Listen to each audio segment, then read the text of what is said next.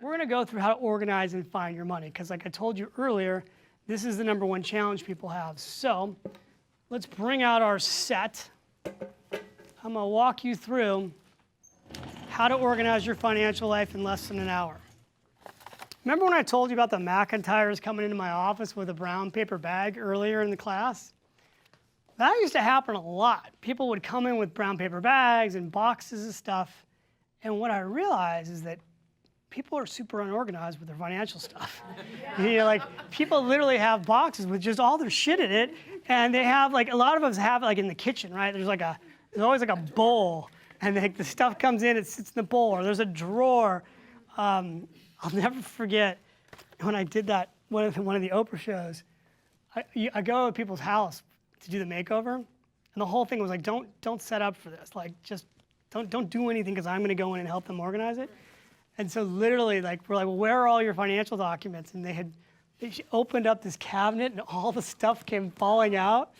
So what I'm going to show you right now is what I created for my clients, because I'm like, how do I organize? How do I help my clients get organized so that when they come into my office, quite frankly, I can get to work a lot faster? Because I can't do a financial plan until I know where you stand. You can't often do a financial plan until you know where you stand. You need to know where the money's going and what your net worth is. So how do you get organized?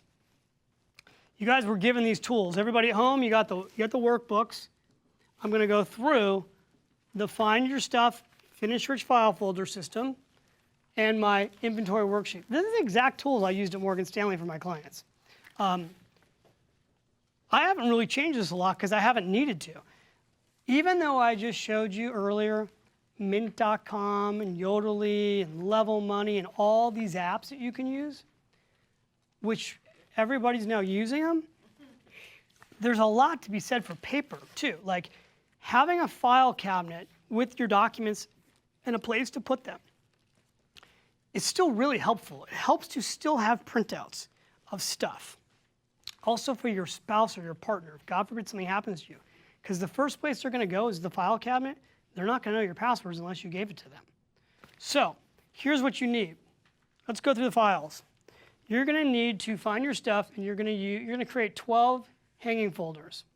So you're going to have tax returns.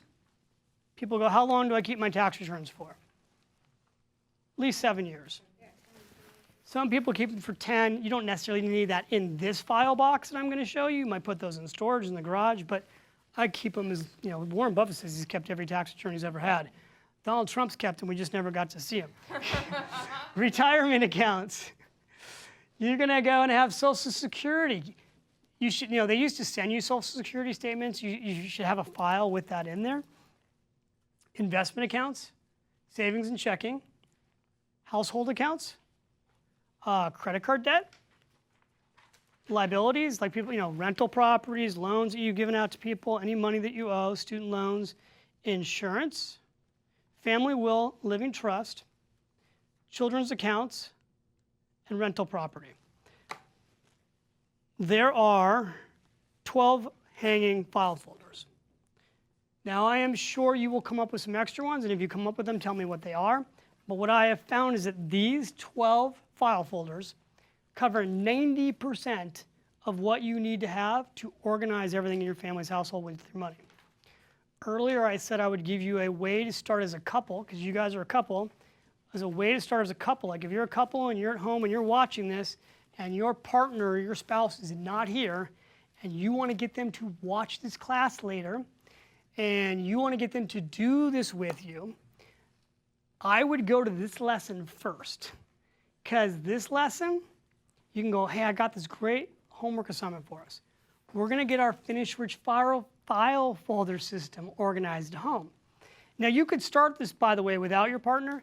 My experience is that you start organizing financial documents at home in the kitchen, your partner pretty quickly is going to come over and go, what are you doing?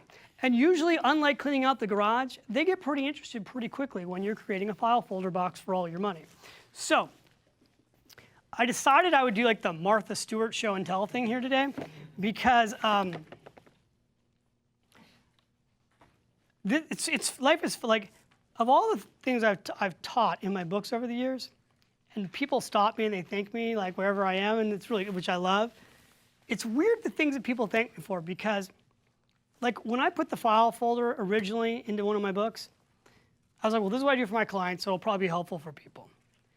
In a million years, I never thought people would be stopping me on the streets and being like, dude, thank you, file folder box, got it, done. You know, I'm like, I get that all the time. Like, I love that file folder box. And then I get weird questions, man. People also, you know, everyone's interesting.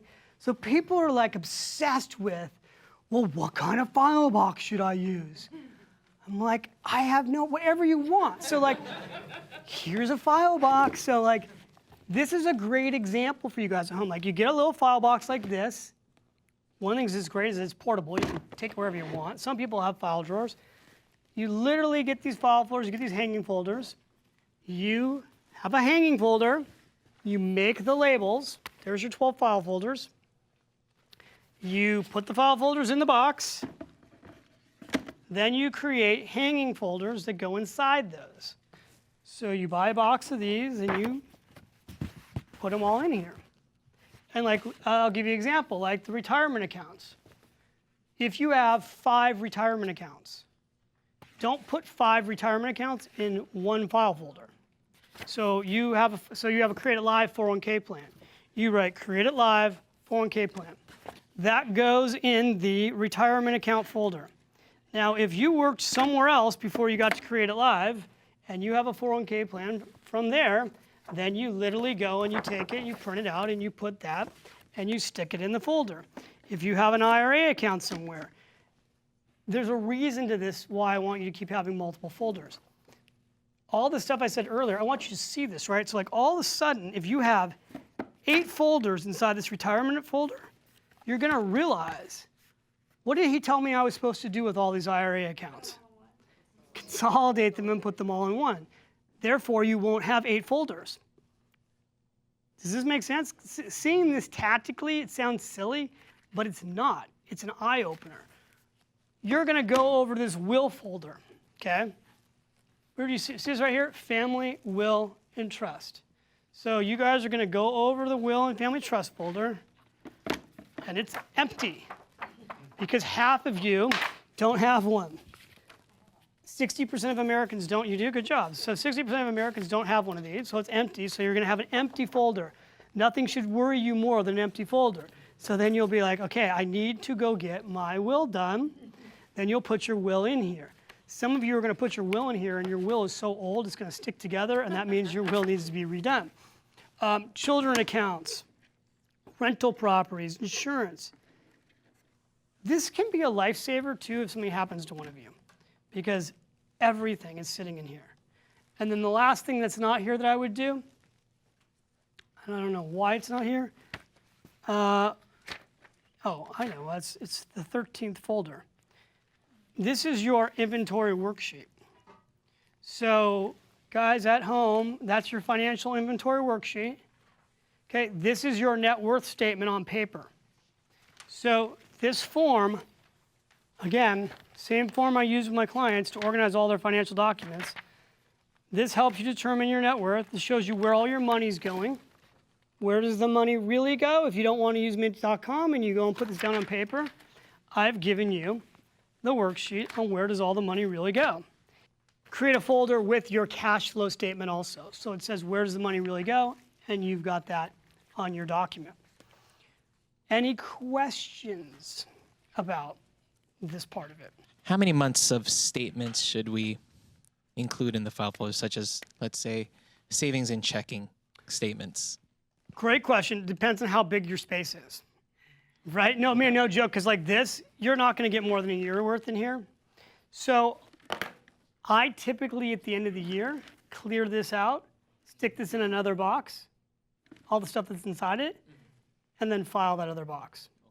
One thing is, I'll give you the other approach, but I didn't want to do 2 Martha Stewart projects today, is a binder. So some people don't like the file folder. I actually have a binder at home now. So I have a binder for every year. I have these tabs in a binder. I can take the binder around the house real easily, and I'm just slipping them in, and then at the end of the year, I take the binder, stick it on a shelf, pull out a new binder, and do it. Okay. That's another way to do it, too. Are you against doing this completely digitally in terms of like saving PDFs and? So I have become way more digitized, than I ever was, right? But there's still something to be said for having the printouts. And I know if God forbid something happens to me, where my wife is going first is into this file folder drawer. I also seem to find that there are times where something's not right. I don't know what example I could give you. I'm looking for something, and I want to go back and find it, and it's no longer online. You ever run into that? Yeah. And so I still am doing the old school thing of printing stuff, but I've got most of my life online. So I didn't give you the exact answer you might have been looking for. I think there's something to be said for still printing, at least having, if you don't want to print 12 statements a year as example for your brokerage account, print one, so at least one statement is sitting somewhere that you can either go find or somebody else can go find it. So when you change your employer, is it better to roll over to an IRA or to the new employer's 401k? Is there a benefit to either or? Really good question. Thank you for asking that. So here are the benefits of going from one 401k to the next, provided the new plan is also a good plan. Well, here are the benefits, but I don't want you to do what the benefits are. So the benefits are that if you ever need to borrow from your 401k plan, you can borrow from it. So if you have money in a 401k plan and you move it to another 401k plan, you can borrow from that 401k plan. That's a technical benefit. The real world is I don't want any of you to borrow from your 401k plans because it's just a disaster and it's a bad habit and people do it and then they end up being in situations where they lose their job, they're forced to repay the loan, they can't repay the loan, now the loan's a distribution, now they owe money on the loan, which is taxable and a penalty. So, but that's a benefit. So I have to tell you what that benefit is. So in most cases, if you aren't worried about that benefit, then I'd roll it into an IRA account. I didn't even say this, but one of the key advantages to an IRA account, the only one in charge of your IRA account ultimately is you. You have full control over that IRA account. You also have unlimited investment options. With a 401k plan, you're limited to whatever the choices are. Today, most 401k plans have good choices. But here is the one problem with 401k plans when you leave the job. A company can have a 401k plan. They can have it with Fidelity. And then the company makes an executive decision to switch the plan from Fidelity to Vanguard. They switch that money, and you're no longer there, and your money gets moved from one account to another. They don't always move that money into a like investment. A lot of times the money's got to go, let's say you're in a target dated mutual fund. They have to move that money into cash, and you have to make the decision that you have to, first of all, keep track of the plan. Then you have to make the decision whether or not you have to go reallocate it. So that's a problem. The other problem is that I've seen companies who had 401k plans where the money was being transferred from one plan to another, and in that transfer time, the company actually basically went out of business. Example, that would be Enron. And people couldn't get out of their plans because there was this transfer process taking place and they couldn't sell their stock. So I just like having my money in an IRA account that I can call and I can deal with it, and I got full control. A question that came in here from Cesar Flores, who wants to know if you file pay stubs, actually printing out the physical pay stubs, is that something that you should keep track of? And if so, is this the system to do it in? See? That's another folder, and that's never been brought up. I mean, I love this. I keep constantly learning. Good question. Here's what's interesting about this question, because my instant answer is almost going to be yes, that you should. I just talked to somebody, I can't say who this was, but it's a very public person in the financial service industry, working for one of the largest financial service media companies that just basically got laid off and is in dispute over a check that his employer says that he received, and he says he hasn't received it. And they have no records to prove, I think this is an interesting story. They have no records to prove that they gave it to him, supposedly, but he has no records to prove that he didn't get it. And so my first question was, can you go back and pull your pay stubs? And he's like, it was like 7 years ago. So in his case, he's going to go back to his bank account and try to show that, no, I didn't get an extra one of these checks. So Might be worth keeping payroll pay stubs. Comment on that. As being in real estate, it's great to have your pay stubs handy because you need it for the lender. Yes. So I always say yes, that would be another file. And in many cases now they want 2 years. Yeah. Yeah, and bank statements. So They want everything now.